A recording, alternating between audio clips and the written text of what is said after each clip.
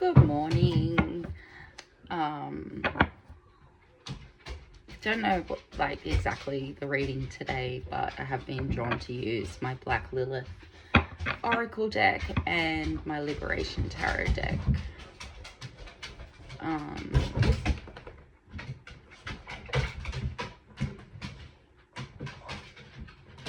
There's lots of energy swirling about today, and you can hear my dogs in the background having a little dance around with each other. So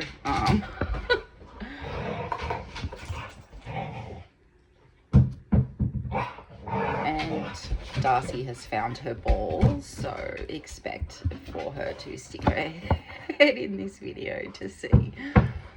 Okay, we've got Pluto on the bottom of the deck, endings and regeneration. So Pluto is the planet that rules Scorpio, and Scorpio is the sign that we talk about death and rebirth. Scorpio placements tend to make you, well, not make you, but give you a investigator type vibe. You like to get to the bottom of things, the truth. Sometimes the Scorpio stinger can come out. But yeah, Pluto is a real shake things up kind of planet, and currently Pluto is sitting in Capricorn until November, and then it moves back into Aquarius, and that's when it stays in Aquarius for quite a long time. So this is a very exciting period astrologically, because the age of Aquarius tends to bring big shifts in society and the world. So hopefully that's the energy today, considering I pulled out the Liberation Tarot deck. Let's see what the bottom of the deck energy is for the tarot. I am going to use the book for the Liberation deck because they give a different spin on the card meanings from a more liberationist, inclusive perspective. So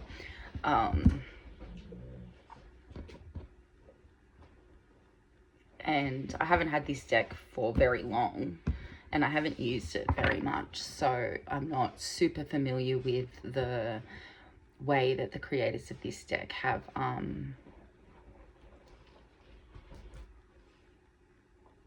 worked their energy into each card, the way that traditional tarot decks tend to have similar meanings and stuff, and this does have similar meanings but from a different angle. So we have the Six of Vessels, which in a traditional tarot deck would be the Six of Cups, and the Six of Cups talks a lot about like reminiscing,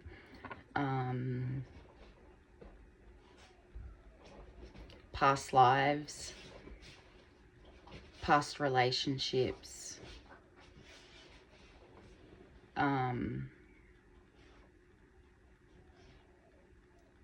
it's almost like a coming back together type of energy.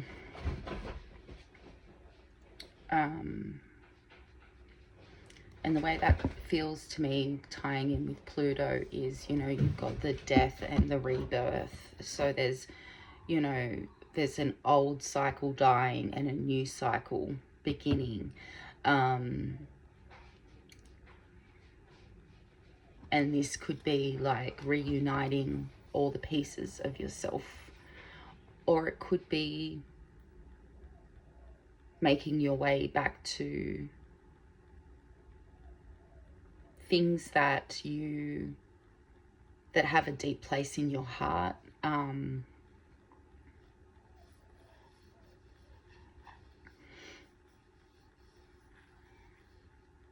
that maybe the old version of you could not connect with anymore, but now that you're in a new space, maybe the connection can come back to life a bit.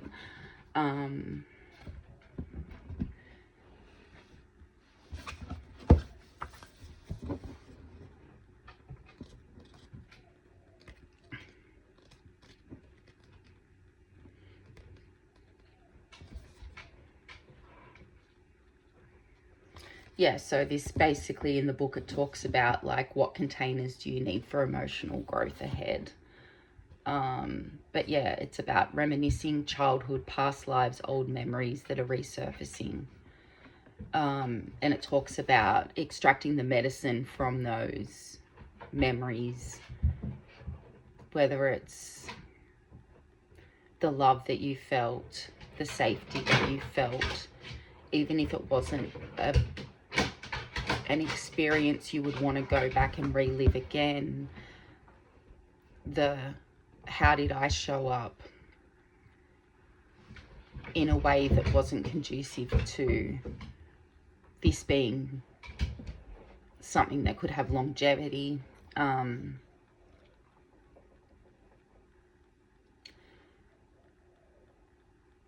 Looking at patterns through our family history and seeing how that's reflected at a global level, because I have talked about that previously in some of my TikTok videos about what we see happening in families and communities at an interpersonal level is a microcosm of what is playing out on the big stage, right? Obviously, we're not dropping bombs on our loved ones here in our families, but it's the power dynamics that I'm talking about.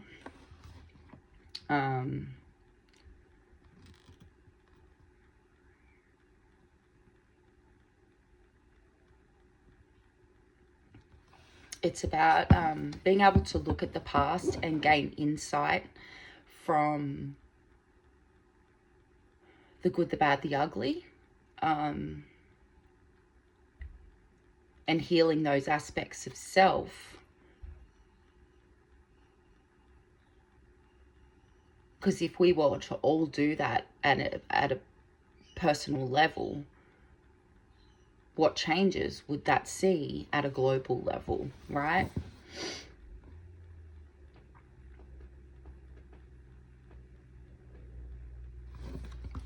Okay, really liking the feeling for this right now. So,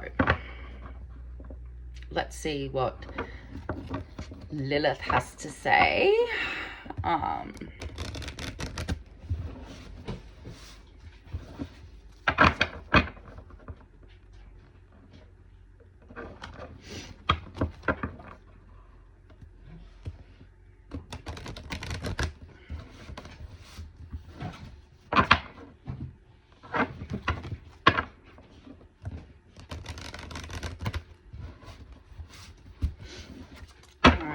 What do you have to say about the current collective energy? First up.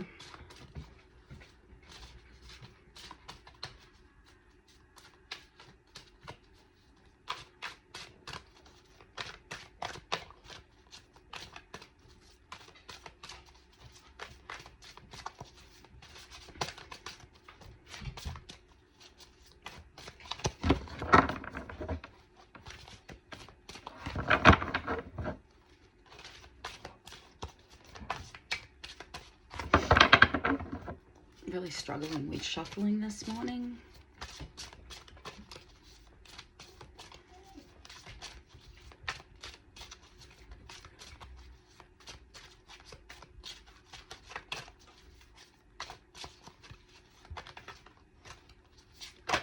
All right.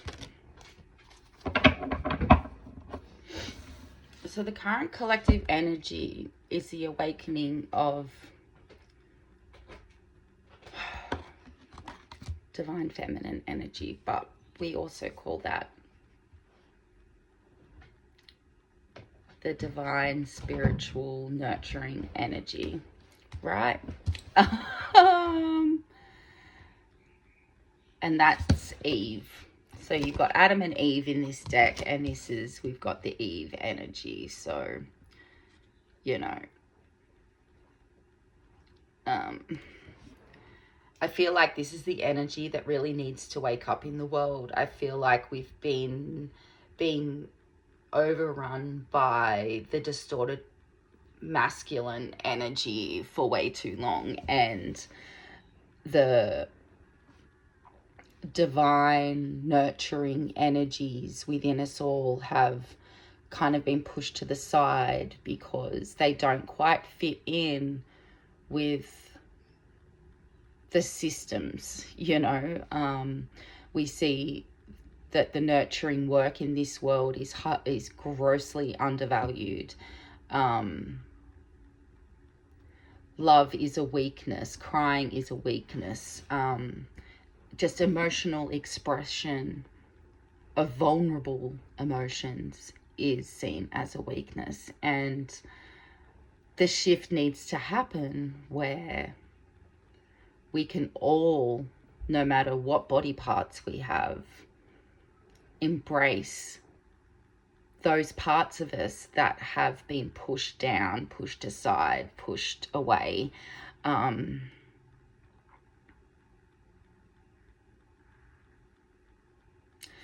That divine nurturing energy births new ideas. It births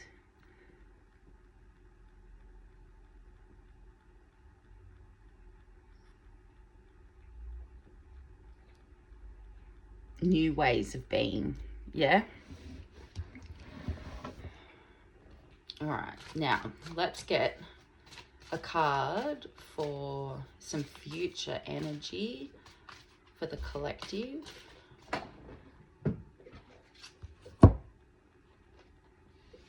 We've got the moon, which is representing intuition and emotional healing.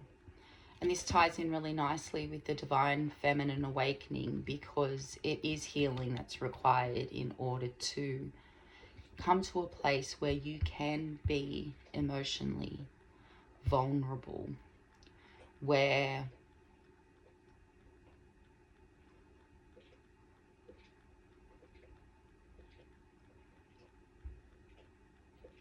you aren't trapped in these cycles that these systems have us in on a constant basis. I was only talking yesterday to someone about the coercive nature of capitalism, and you know, you either work for the man to pay your taxes so that they can spend your taxes on killing innocent people, locking up your own people, over policing your own people, or you don't eat, or you don't have shelter, or you don't have, you know. And that is absolute coercion from someone who has lived with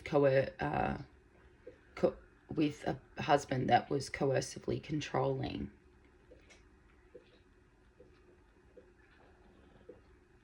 There's this illusion of choice, you know.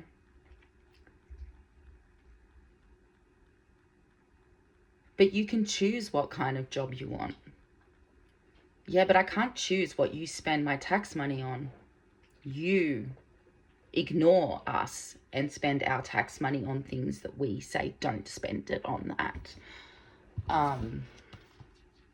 But yeah, part of what I found as I've moved through healing is that my intuition has become more accessible to me. And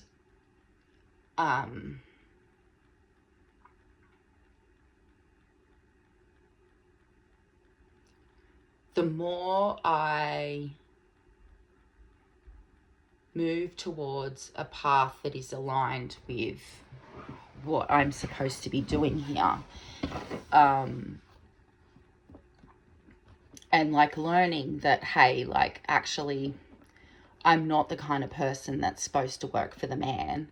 I'm not the kind of like company guy. I really am supposed to be paving my own way and working for myself to allow myself the independence that I need.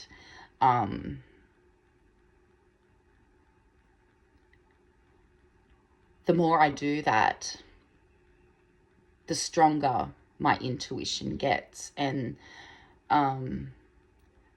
the reality is, this society wants us to stay traumatized because they don't want us tapping into our inherent power within, you know, like,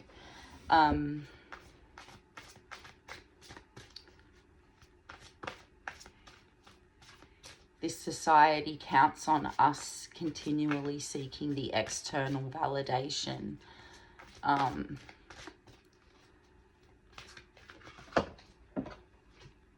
All right. And Deja, you're going to laugh at this one. You're going to laugh at it. We've got Black Moon Lilith in Libra. You deserve balance. So we know Libra's like the balance in relationships type of vibe. Justice is the card attached to Libra in tarot, and it has the scales of justice being balanced, and it's really about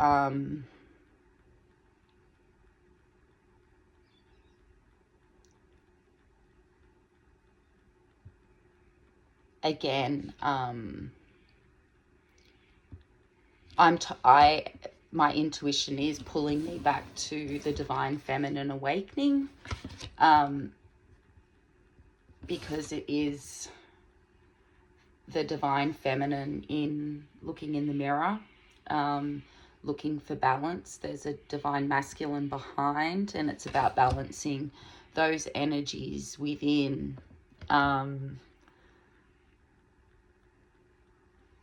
When those energies are out of balance, things are out of balance, right? And that's when we get the distorted aspects of those archetypes, right? So before I move on, I will give a brief overview of what the book says about each of these cards.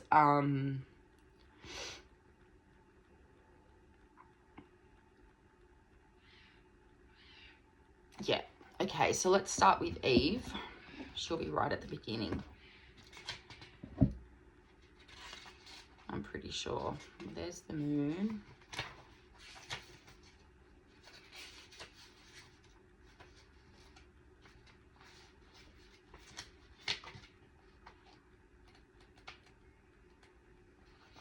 Here's Eve.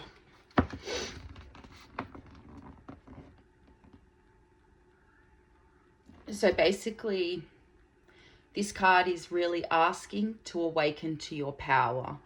The power that you've been told is weakness, is less than, is, you know, all of those things, to keep it in a place, to keep it, you know, where they want it, but we need it where we need it, right?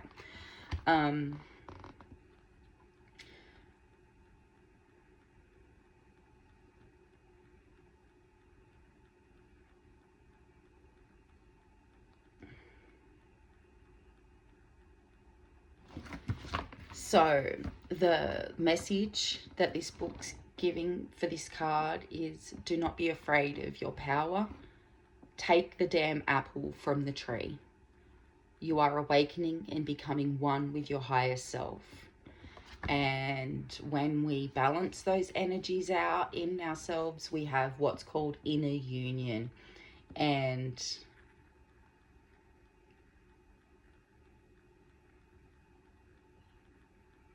that's when we are at our most powerful, right? All right, and then the moon.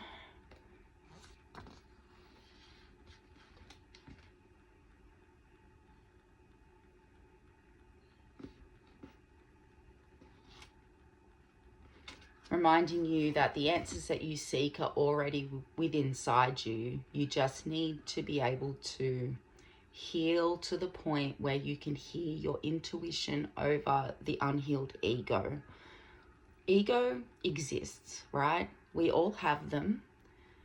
But through conditioning from childhood, schooling, newspapers, magazines, TV, movies, you know, all of that influential stuff that we're bombarded with, and unhealthy aspects of ego are developed through those things. And it's about bringing your ego back to baseline, and you do that through healing, and it's consistent work. It's not something you go, I like got rid of my unhealthy ego, I'm good now. It's something that you have to constantly check in on throughout, because like healing, it's an ongoing thing for the rest of your life, and keeping these things in balance is ongoing, right? This card's letting you know that upcoming your psychic awareness is going to be increasing the more you heal, that it's important to listen to this information and allow it to guide you as you move through things, all right?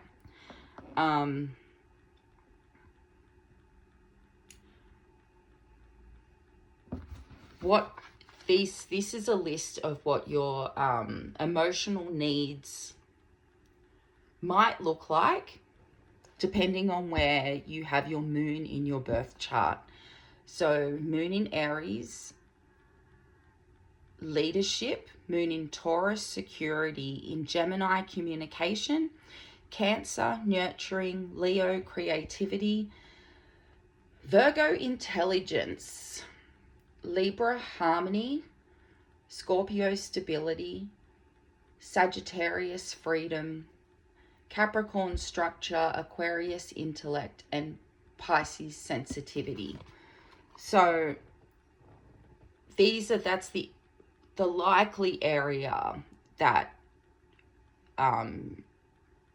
you may need to have a look at, right? When it comes to meeting your emotional needs. Because the moon does talk a lot about like our unconscious and subconscious stuff. And it's also the reminder that the moon is lit up by the reflection of the paternal sun. So again, it's that bringing together of energies, you know.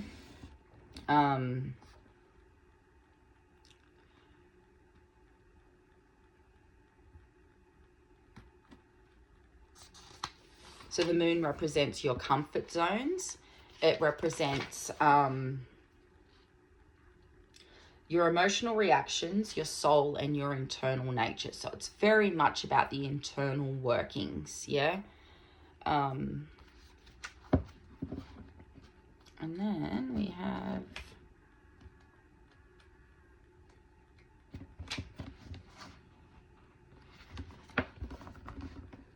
there's shadow work to go with this card, so I'll talk about the shadow work. So for the dark divine nurturing shadow work, it's important to release all judgment around beauty by indulging in self-care.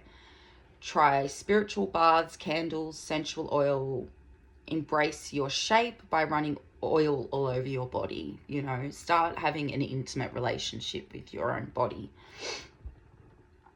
And speak positive affirmations as you do this. For the dark divine founder type of energies, it's about learning that it's not about dominating others, that it's about prioritizing support, providing structure to those around you, help, lead, protect. Peace and harmony with others are resolved within. Don't deplete yourself by giving from an empty cup. And I've talked about this, other tarot readers have talked about this, that talk about healing. And it's really important to drive this message home, right? That you should always only be giving from your overflowing cup. Always check in to make sure your 9 of Cups is where it needs to be, okay? All right. Let's pull some cards.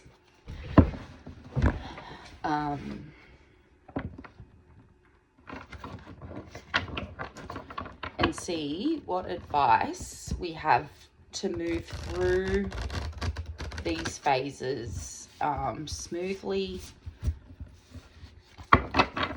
So what the collective advice the collective might need as their divine nurturing energy is awakening within.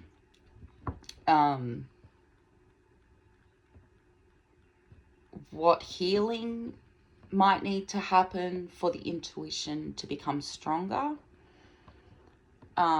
for these new ideas to be birthed, to come into existence, and how you maintain that balance within.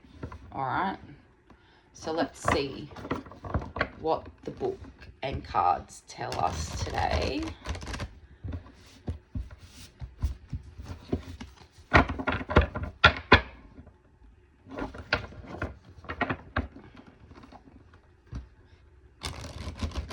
So what does the collective need to know about this awakening of the divine nurturing energy? Any advice to help the collective move through this aspect?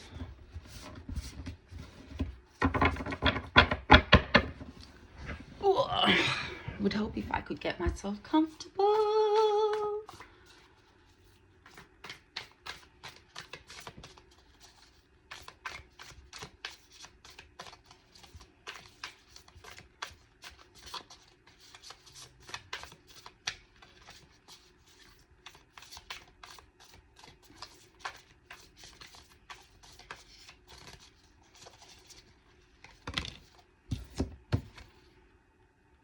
Oh, look, we got the Six of Vessels out. So, what I'm going to take from that is the importance of going back over experiences in your life, doing a little bit of a hermit mode kind of thing where you're going within and really reflecting on those experiences and seeing what it is that you can learn from them, what tools you can bring forth from them.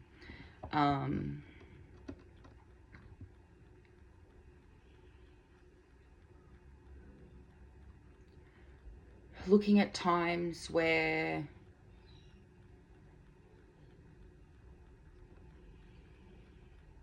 your true self was shut down and revisiting how to bring that part of yourself back to life. And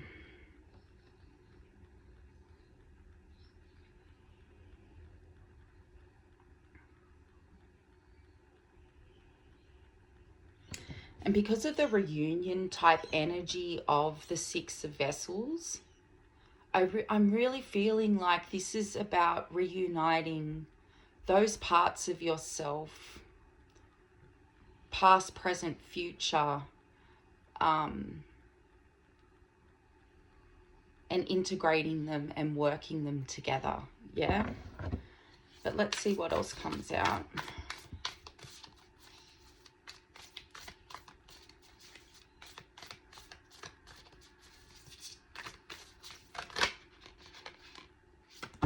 Dream, which is a major arcana. Let's see what the book has to say about that. The Artist is on the bottom.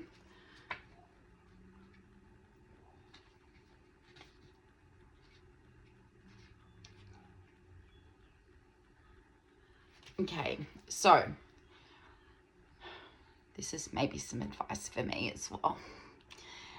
This card asks you to take a break from social media and the constant battering of information that we are hit with all the time.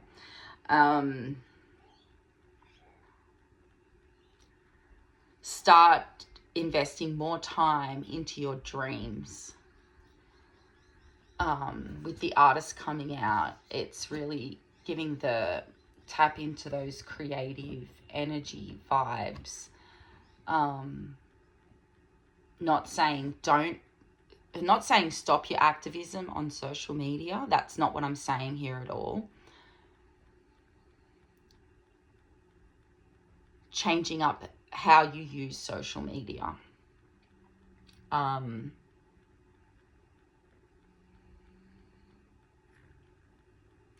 For me, one thing I know I need to do is not have social media accounts on every platform. And I don't.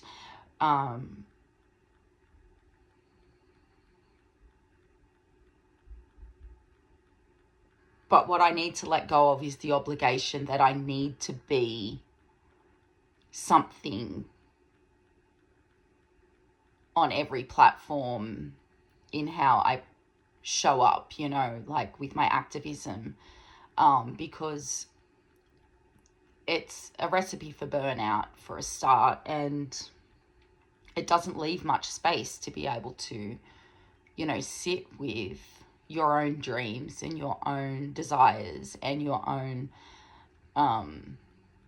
life, I guess, because there's so much focus on the external.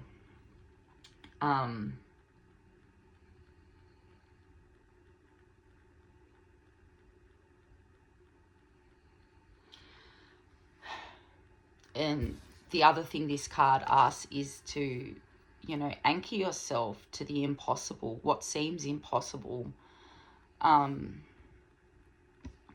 know a lot of us right now there's a sense of deep anger, frustration, rage, disillusionment, disgust at what we're seeing in the world at the moment. And this card is saying, you know, anchor yourself in the possibility of a different world.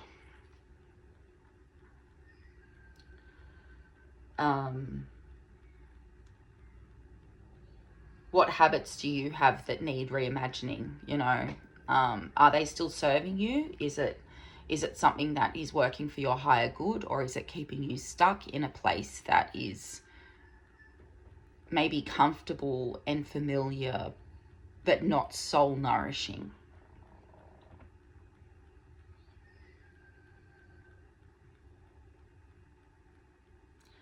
Anyway, there is a recommended reading for this card, the Intifada Incantation, poem 38 by June Jordan, if any of you want to have a little look, but I might link that in the description of the video too, for anyone that's interested. Okay, so as far as the awakening, those nurturing, birthing, new world type energies, it's about revisiting the past, learning the lessons, reawakening the tools that we already have within us. But with this dream card, it's also about going back and remembering, what were your dreams when you were younger? Like, what kind of dreams did you have for you? Or did you have a narcissistic mother too that had her dreams for you, and so you stopped dreaming for yourself? Sorry, I have to laugh about this shit because, you know, I've spent too many years being upset, crying, and feeling like a worthless piece of shit. So, hey. All right, so what advice can we give to the collective in regards to the moon?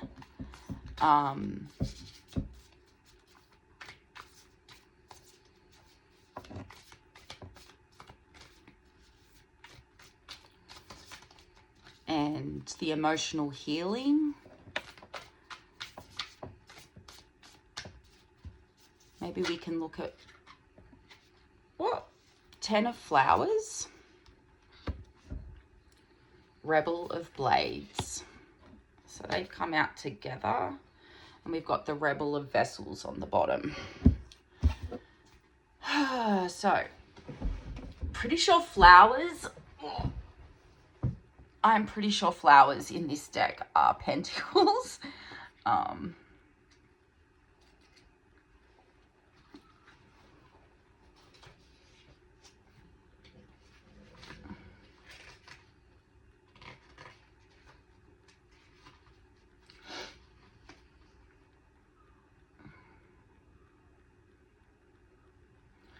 Okay, so this is a really cool clarifying card because, you know, it talks about breaking down the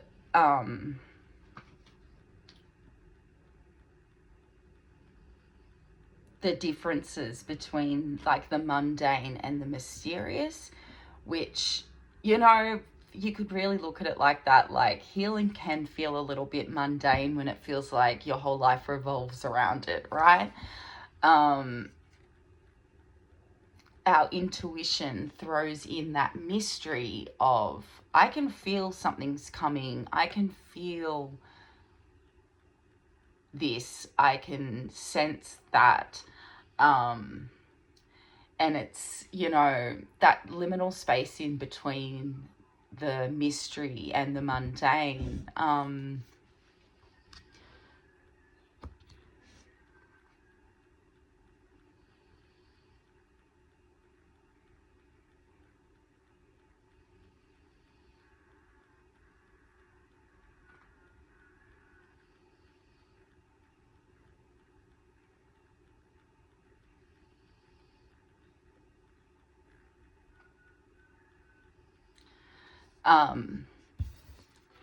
Talking about deepening the contentment within, and again, like balancing those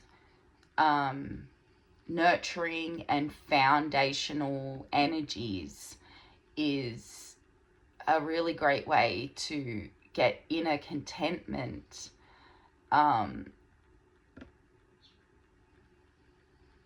Because you've not only balanced those energies, but through healing, you've also quietened that distorted ego noise, and you can,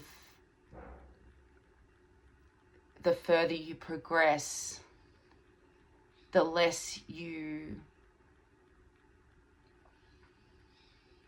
treat yourself the way that your abusers have treated you, you know? But yeah, so, and then the Rebel of Blades coming out with it. I just need to check.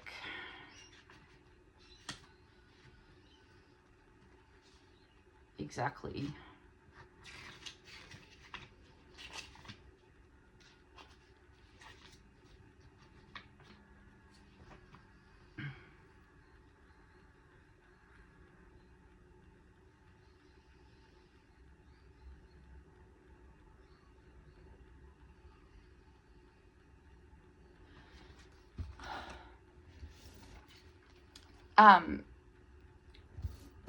The Rebel of Blades reminds us that we can use our rage at the systems, at our interpersonal connections, community troubles, to fuel this work, to fuel this healing work.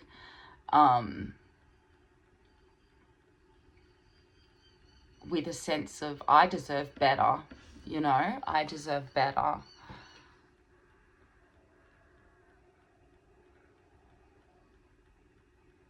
It's like lighting a fire at the bottom of the barbed wire fence, you know, like it's lighting it, it's raising the cage, and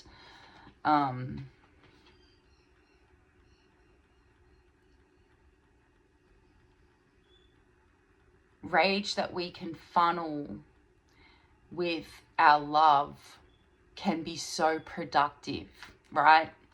At a global level, but also at a very interpersonal, personal level, right? Don't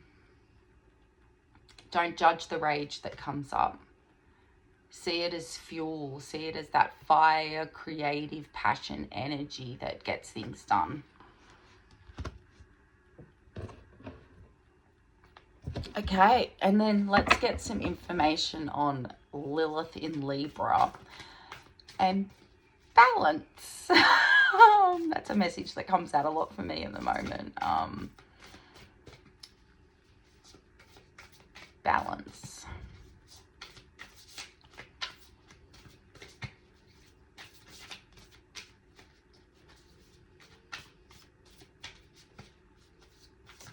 It's weird because I've had like certain cards that have come out consistently through periods over the last, I don't know, little while. And so a while back it was the Two of Swords, and I was like, I fucking hate seeing you. I fucking hate seeing you. And then, you know, Temperance, and it's like, bitch, if you come out one more time, I'm throwing this deck. But yeah, information for the collective on Black Moon Libra in Lilith in Libra. The Hermit. Okay, so when we go into hermit mode, it gives us a really great chance to self-reflect and have a look at the mechanics of our life, right? Am I showing up the way that I want to show up? Is how I'm showing up healthy? Or is it representing wounds that I need healed?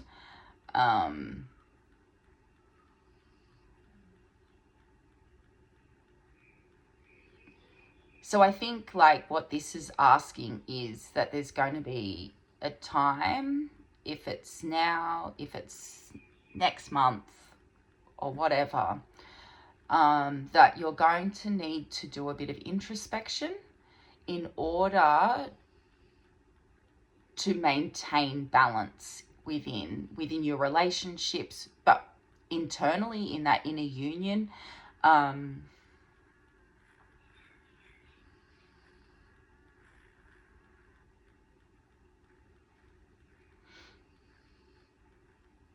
Bottom of the deck is Six of Blades, reminding you, yes, go into hermit mode and do this reflection and find where you're out of balance.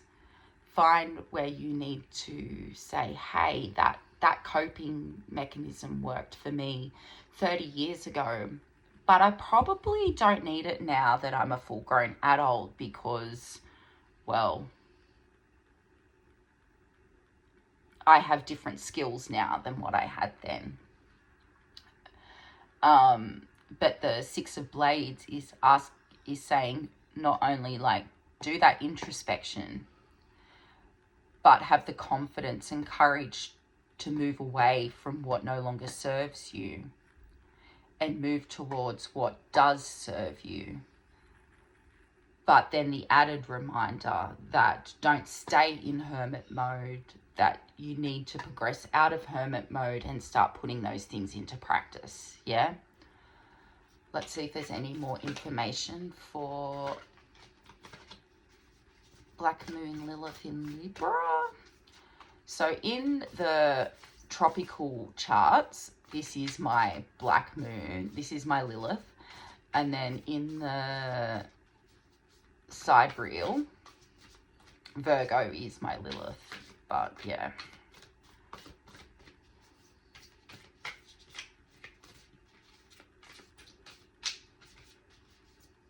I haven't quite worked out which of those fits me. I do definitely feel like I am an Aquarius with 3 million water placements, but I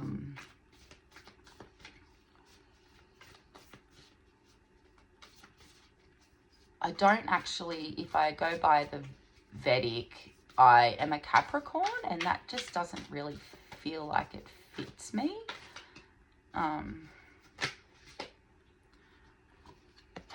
Seven of Vessels. So the message that's coming out immediately for me with the Seven of Vessels is there's going to be choices that you need to make, and you need to be using your discernment when it comes to making these choices, when it comes to bringing about balance, because not every choice is going to be good for you, but may seem appealing, but long term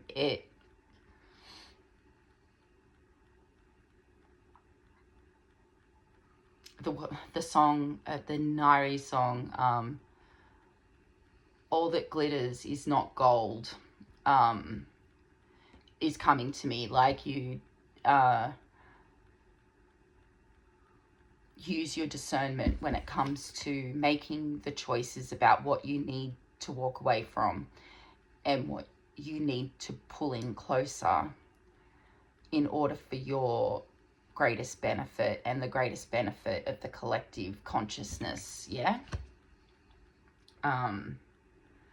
Student of Blades is on the bottom of the deck, and that's like the Page of Swords in the normal tarot, which is, learning to be the student, like step into a student type archetype and observe and watch, and maybe don't take action just yet, but have a little bit of a squeeze and try and learn as much as you can. Yeah. That's pretty much all I've got for you today.